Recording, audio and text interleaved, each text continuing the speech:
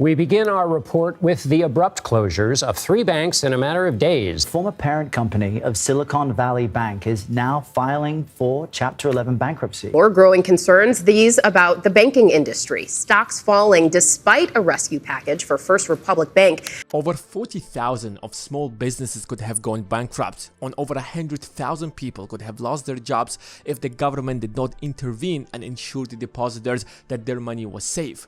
Most of the companies that kept their money in SVB were startups, the companies that barely made any profits, such as BlockFi, one of the largest crypto companies that had over $227 billion worth of their cash in SVB. Crypto has been on a decline since 2022, and the only way these companies could keep running is by digging deep into their pockets. Or Circle, that had over $3.3 billion worth of their money in SVB. That is pretty much all the money that the company had. But how did a bank with $220 billion worth of assets went bankrupt? How is that even possible? What happened to SVB is not an accident. Anyone with basic understanding of economics and the market could have easily predicted the collapse of the SVB. To understand what really happened, we have to go back to the 1970s when companies such as Apple and Oracle were founded in Silicon Valley. So in the 1980s, Silicon Valley became the global tech hub that attracted talent across the globe. The only problem with these businesses was that these businesses did not make money in the same old traditional way. The business model was slightly different. They would spend a lot of money today building technologies on the future. So they did not really make any money today, but promised to make billions of dollars sometime in the future. So banks hesitated to loan them money since it was just too risky. How do we know your technology will work? How do we know it will pay off? So startups often raised money from angel investors until this guy came in and changed everything. He created a bank for startups and named it Silicon Valley Bank. The bank focused on lending money to startups that had the highest chance of succeeding. It became the bank for startups, and its assets crossed $70 billion by 2020. However, the problem with banks is that when you deposit your money in a bank, the bank doesn't keep your money in a bank. It takes the money, turns around, and loans it to someone else in form of mortgages, credit card loans, and so on and so forth, and generates interest. That is known as fractional reserve banking. That's how banks work in the first place. And that's perfectly fine. You have a place to store your money, and the bank uses that money and generates more money, and the borrowers have a place to borrow money from. However, what happens when all the lenders suddenly come back asking for their money back? That is when the bank collapses, because the money isn't there to begin with. Just because your bank says it's there doesn't mean it's there. That's exactly what happened. But why did everybody suddenly wanted to withdraw their money from Silicon Valley Bank? To understand that, we have to go back to 2020. A SARS-like virus, which has infected hundreds in China, has now reached the United States. Fast-breaking developments in the coronavirus emergency in the U.S. and around the world. A new virus suddenly spread throughout the world, forcing countries to close borders, people to stay at home, and businesses to shut down. That scared off investors, pushing the market to crash. The Dow just had its biggest point drop in history, falling 1,190 points. Now, with breaking news from Wall Street in the wake of the coronavirus crisis, stocks have stopped trading on Wall Street after a 7% drop. The government was afraid that the panic is going to crush the entire economy. It might even be worse than the 2008 financial crisis. So the Fed immediately slashed the rates. America's Federal Reserve swept into action today, slashing its benchmark interest rate to near zero. Zero rates meant that companies could now borrow money for free. Suddenly, overnight, every company had access to free money. On top of that, the Fed flooded the market with more money than we have ever created. That created the biggest bubble in history. Let's zoom out for a moment. What do you mean when you say free money? When you can borrow money at 1 or 2%, there is no reason not to borrow. Even if you throw that money into the S&P 500, you're still making a profit since you can expect at least 4 or 5%. Especially if your company is struggling, this is your opportunity to borrow as much as you can. And it wasn't like a one-time opportunity. The Fed kept the rate at 0% for literally 2 years and distributed cash to people for staying at home. The biggest beneficiaries of this policy were startups, the companies that didn't really make any money today but needed a lot of cash to invest in developing the technologies of the future. So suddenly, overnight, all of these startups had access to unbelievable amounts of money, and a big portion of that money they deposited in Silicon Valley Bank. Silicon Valley Bank assets grew from $70 billion to $220 billion in less than 2 years. SVB couldn't just sit on a pile of cash. They had to invest that money. That's how banks work in the first place. So SVB turned around and purchased government bonds, which are the safest investments out there. For US government bonds to fail, the US government had to fail. But for US government to fail, the US economy had to fail, which seems pretty impossible in the foreseeable future. So Moody, the most trustable rating agency, gave SVB an A rating, which means that everyone can trust you now. But then the expected happened. It could soon raise interest rates for the first time in more than 3 years.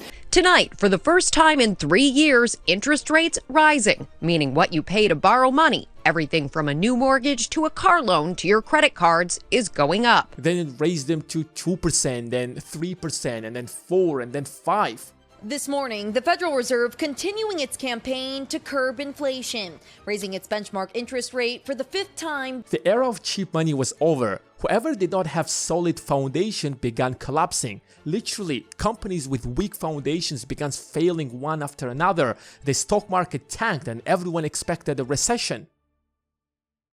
But that's just part of the problem. The real problem were the government bonds. Wait a second, didn't you tell us that government bonds are the safest investments out there? Well, yes, I did, but here's the thing. Government bonds and interest rates have an inverse relationship. I know that it sounds a bit complicated, but let me explain.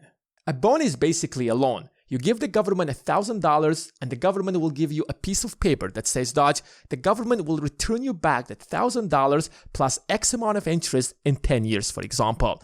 And the rate is set by the Federal Reserve. So when the Fed raises the rates for new bonds will rise, while the value of the older bonds will drop because they have a lower rate of return. So during the pandemic, when the Federal Reserve dropped the rates to 0%, government bonds had like 1 or 2% interest rates. And then when the Federal Reserve raised the rates like 5%, the bonds had like at least 5 or 6% return rate. So all of these bonds that SVB purchased during the pandemic suddenly dropped a lot of their value, which means that in a hypothetical example, if SVB sold all of their government bonds, they won't be able to pay off all of their debts. So Moody, the rating agency, called the CEO of SVB and told him, "Hey guy, listen, we're gonna downgrade your rating because you cannot pay off your debt should something bad happens." He panicked and he called the CEO of JP Morgan. They all got together and came up with a plan. SVB is going to sell $21 billion worth of government bonds, making $1.8 billion worth of losses, and replace them with assets that have a higher rate of return. It sounded like a perfect plan, until word got out that SVB is in crisis. Depositors panic and they rush to the bank to withdraw their money as soon as they could. In a single day, on March 9, depositors withdrew $42 billion. It was literally a bank run, the worst thing that could possibly happen to any bank. So the next day, on 10th of March, the bank failed. The Silicon Valley Bank failed because the Fed injected trillions of dollars into the economy and slashed the rates to 0% for 2 straight years, and then in a single year, it raised the rates to 5% to tackle inflation, the problem that they have created by lowering the rates in the first place. And this is just the beginning because the Fed created more money than the US spent on World War II. The stick, as the bombardier in this Air Force gets the... More than 50 countries participated in this war. More than 100 million soldiers were deployed. It is the only war where nuclear weapons were used.